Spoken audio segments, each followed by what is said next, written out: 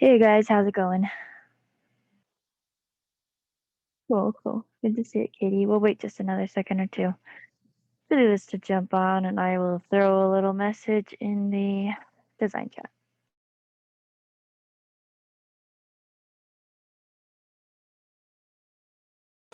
Wait, does anyone remember what time the um, copy editing thing was over? Just realized I didn't write it down. I believe they were only supposed to meet for about 15 minutes. Um, the other logistics groups were going to start at 6, but we have kind of just a short discussion today. So 556. 556. Okay. Thanks, Abby.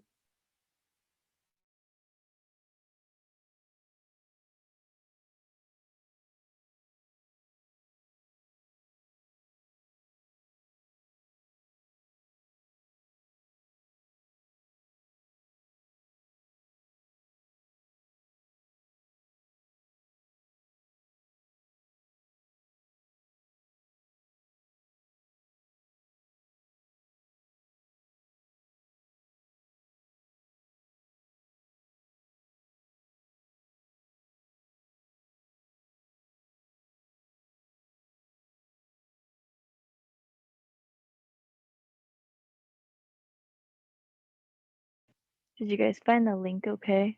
I tried to highlight it and make it all special. Perfect.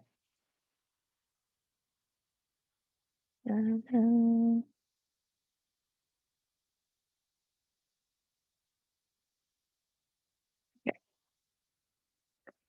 Well, we will go ahead and get started.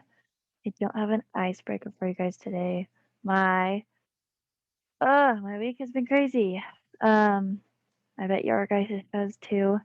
Getting close to the end of the semester, and everything it goes crazy. Okay, I'm going to go ahead and share my screen with you, and we are going to talk about shapes, imagery, and then a little bit about designing for um, print projects versus designing for um, digital, like anything that has to do with the web. Um, so I just Googled minimal poster design because what we're really looking at here is not the words or the fonts, but more the shapes.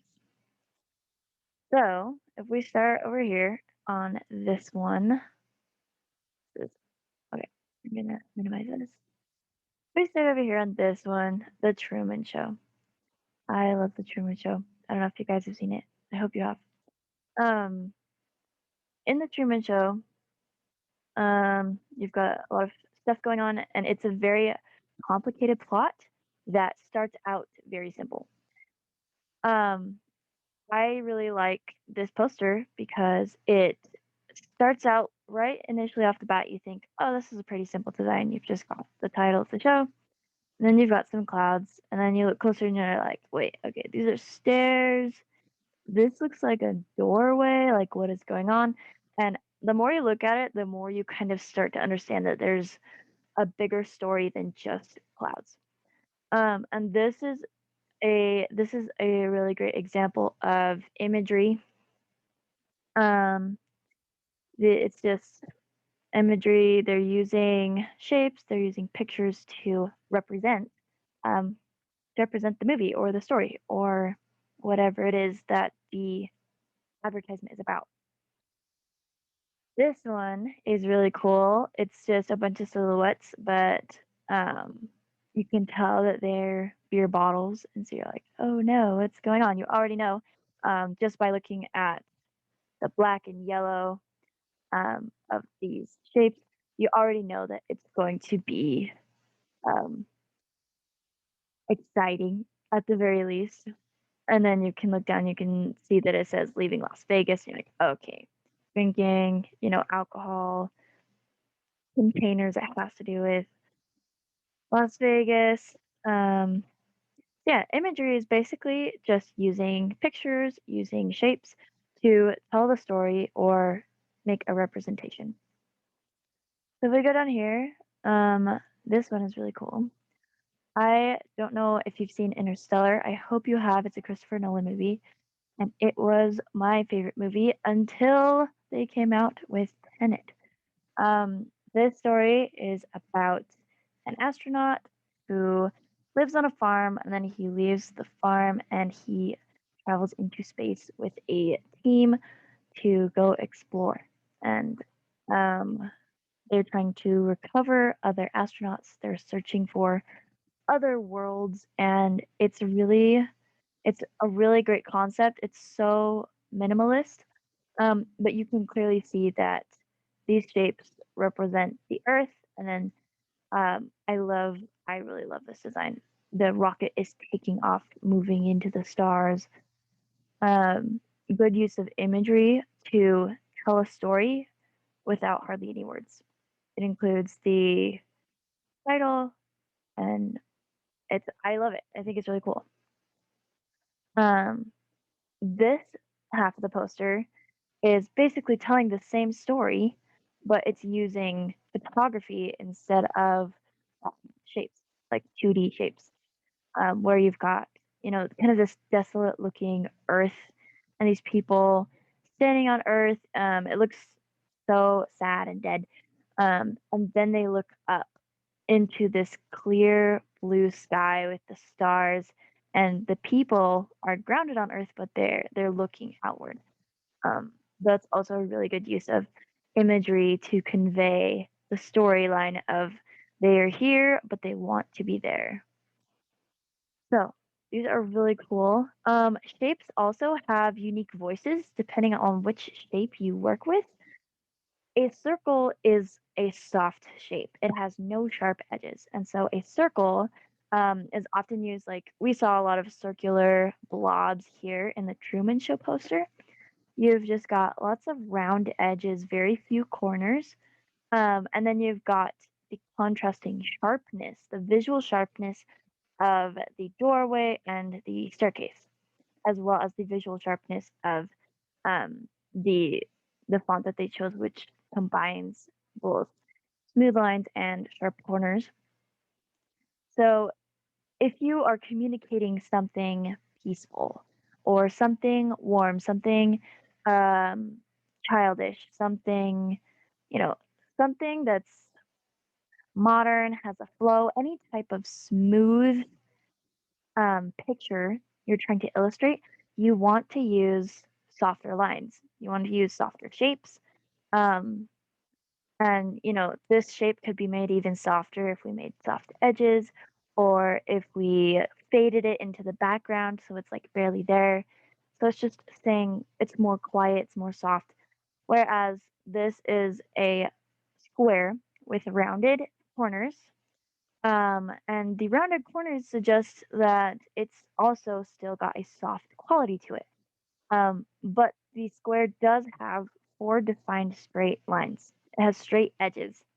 So like, okay, this the square with rounded edges or rounded corners is more uniform.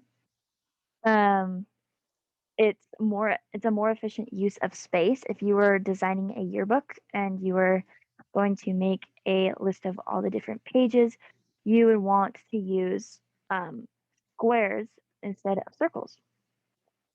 For like the class photos, everybody has like their photo lined up next to each other in alphabetical order. It wouldn't make sense to use a circle because it's less efficient in the use of space. So circles are more like soft accents. Squares are more utility based. And then you've got this sharp cutoff. This is a really interesting, this half circle, half moon shape, because you've got all round edges here, and then it's cut off so sharply and so drastically. Both of these corners are 90 degrees right where they cut off.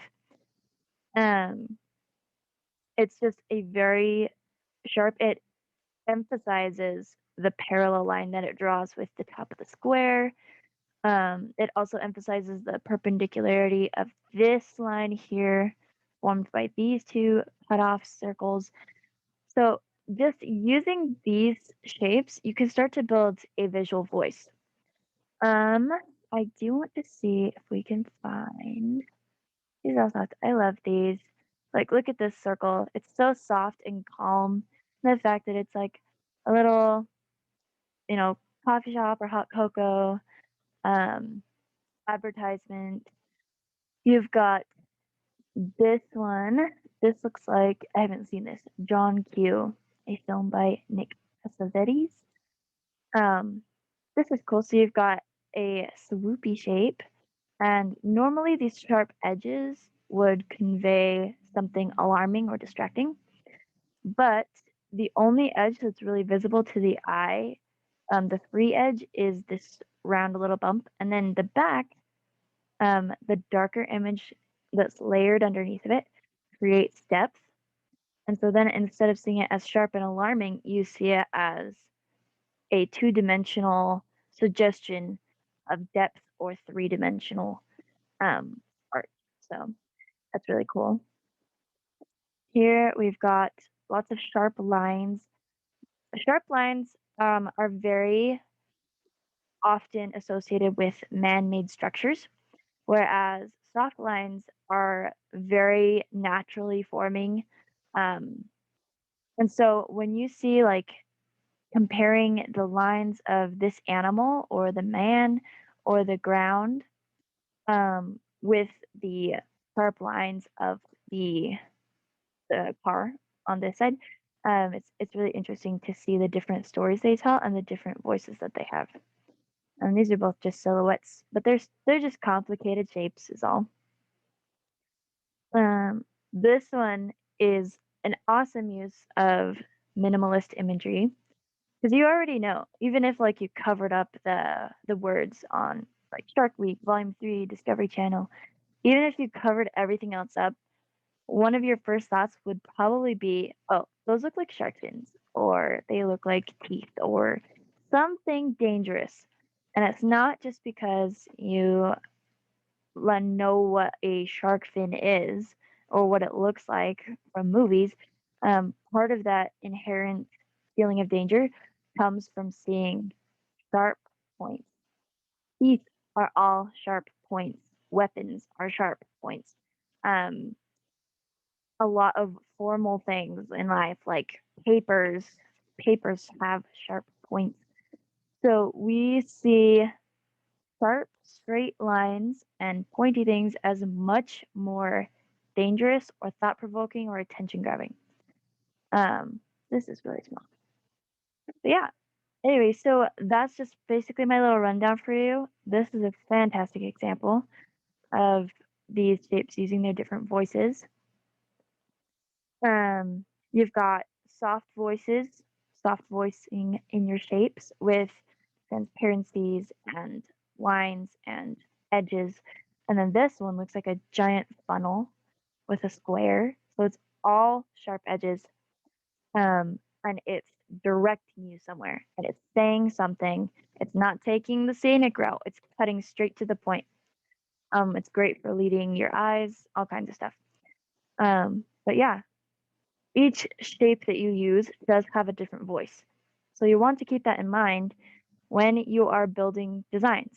You want to have your audience in mind. You want to have your topic and your subject matter in mind as you brainstorm, so that as you work on developing designs that you want your designs to appropriately represent the entity that you are designing for. In the case of Inscape, hide loading meeting controls. Okay. Inscape. I just love coming and looking at their website, even though I've been here 1,000 times. It's very minimal, and you're looking for any shapes that tell a story. So I really love a lot of what a lot of the shapes that you find on Inscape is going to be the art, the cover art, that they have for each issue. Um, or like these are all fantastic because they each communicate something different with their shapes, with their colors, with their texturing. So we go home and we just look at this art, this cover piece. It's abstract art because you can see that there's a person here and he's doing something, but like the lines on his clothes that you would expect to see there are gone. Um, and there's these like you're not quite sure if these are like anemones or what's going on here. My roommate has a plant with leaves that kind of look like this. And then all of a sudden you transition over here and then you've got these like patchy random splotches, but then all of a sudden they have this pattern of some kind. Yeah, it's a lot to look at. There's a lot of shapes in here. And so you have to look at the voice that it has. The voices in this, well, first of all, the shapes. People have a naturally round circular head that's fixated to a triangular mandible jawbone. Um, so you've got mostly round with a little bit of sharpness in the definition of the jaw. Um, this speaks very much of the human experience. This figure here, we can all draw relations to him because he's got hands and feet and opposable thumbs and ears and um, he's looking at something so you can see that he's not just staring, um, he's investigating. So a human is a complex shape. Um, and then you've got this background of anemones, and they're all so textured. They've got little circles in them, and then they have the sharp lines of the branches. But then some of these branches curve. Um, and you just see throughout all of it that it's communicating activity, curiosity, things to discover. Lastly, you have down here this patchy bits, and you realize, oh wait, this shape is a continuation of the anemone, and so is this one, and so is this one, and I will bet that they're all continuations. And so then you think, what is it?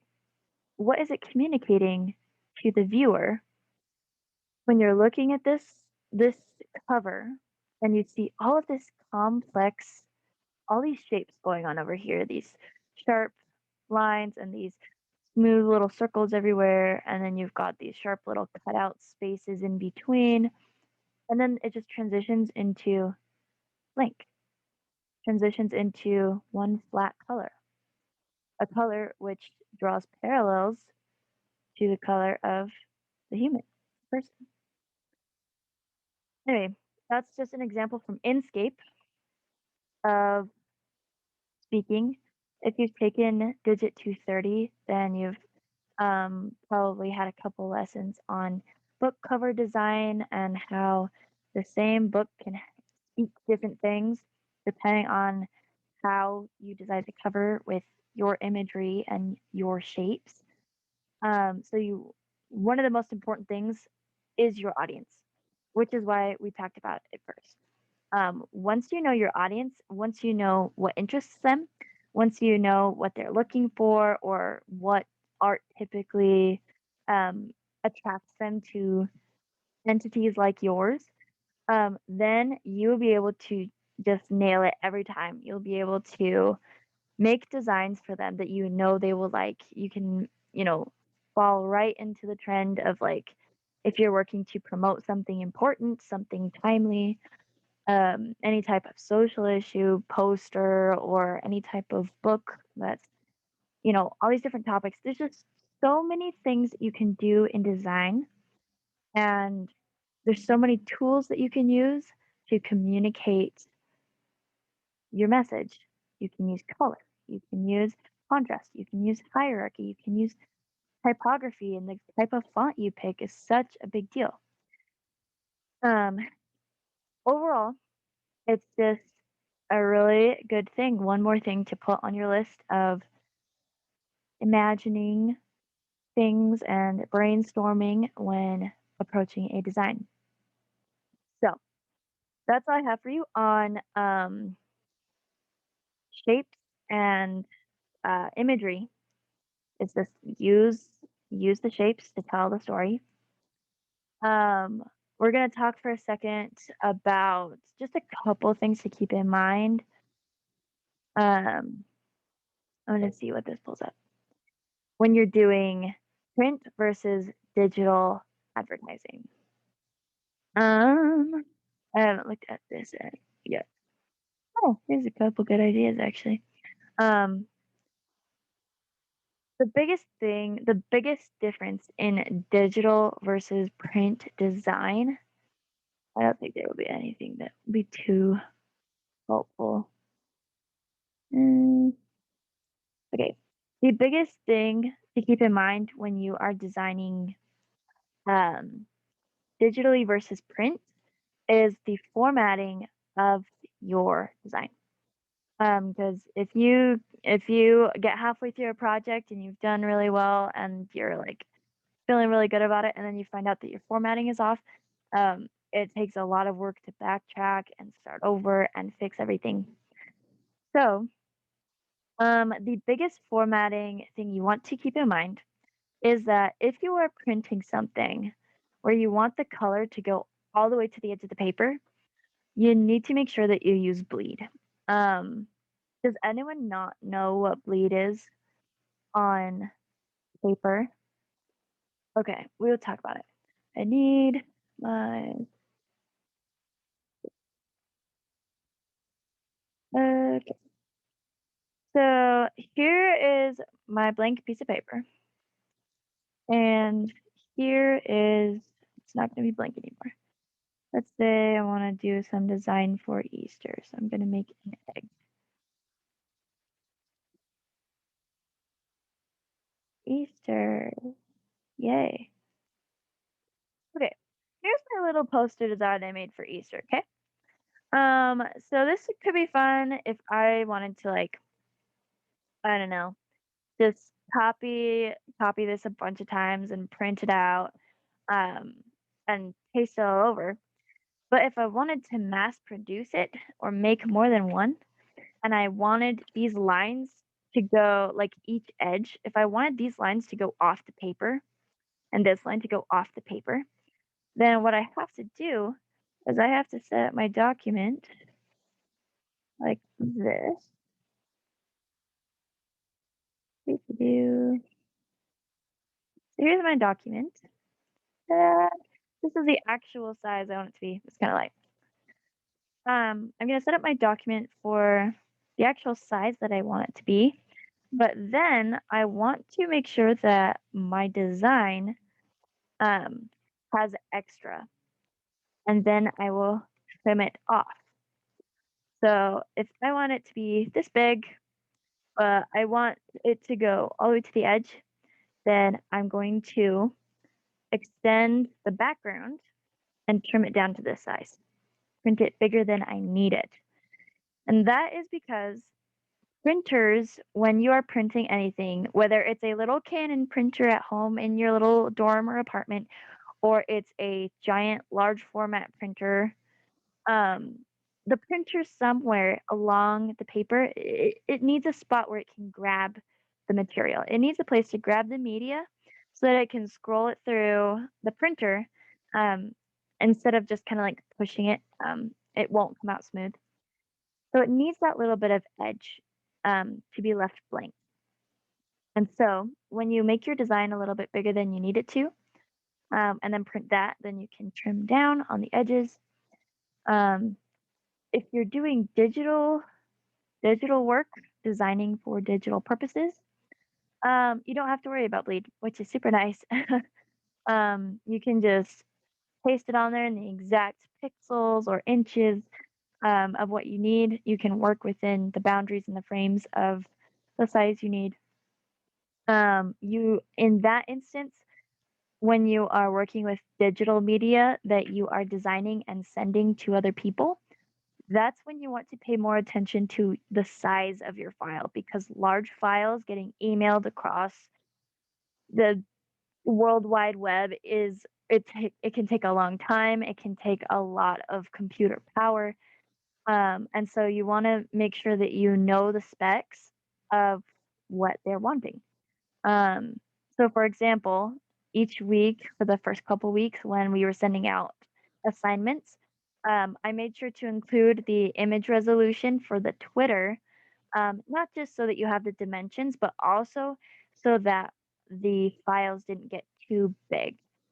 Um, and that's just one easy way of making sure that we are capable of getting our product in good quality, not fuzzy, but not huge, um, to whoever needs it next. Which you guys practice every week as you guys are, finding images. Um, someone was looking at this week, someone was picking an image for BYU campus, and they did a fantastic job of making sure that it was good quality, um, and making sure that it wasn't fuzzy, which is really important. So you guys are already doing a fantastic job with that. It's just a little bit of difference between digital and print. And we're going to wrap up here in just a minute, but um, there are a lot.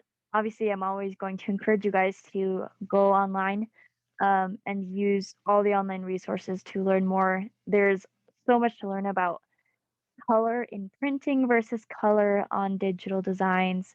There's a lot of our human eyes are really really amazing.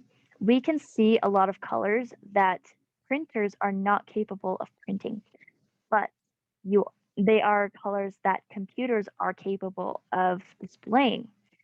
So that's kind of a cool fun fact. But yeah, print versus digital is um, it's a tricky thing. But if you know what to watch for, if you know how to keep good quality and you're just, being careful, checking all the dots, um, checking all the boxes, covering every point on your list of important things, there's no reason why you can't be successful in both digital and print mediums. So yeah, you guys are doing a fantastic job. Um, I because this was in my Zoom room, I recorded this one again and I will put it up privately so you guys can come back and watch it if you want to. I'm so sorry that you have to listen to my confusing ranting. I hope some of it made sense and that some of it's been helpful. Next week we is like our last week kind of as a design team together. So next week we will talk about um, like portfolios. We will talk about displaying your work professionally, to anyone. Like if you want to go and try and get a design job, then we will talk a little bit about that. Hopefully by then I'm redoing all my entire digital portfolio right now. Hopefully I'll have it all done by next week so you guys can look at mine if you want. Um, but yeah, so we'll just talk about all kinds of stuff like that. And then the week after is the LinkedIn party where we'll all just be spending the whole hour just like showering praises. Um, really excited about that. I don't think there's any other announcements to be had. So thank you guys for being here. Are there any questions right now? Not a question, but I still can't get over that Interstellar poster.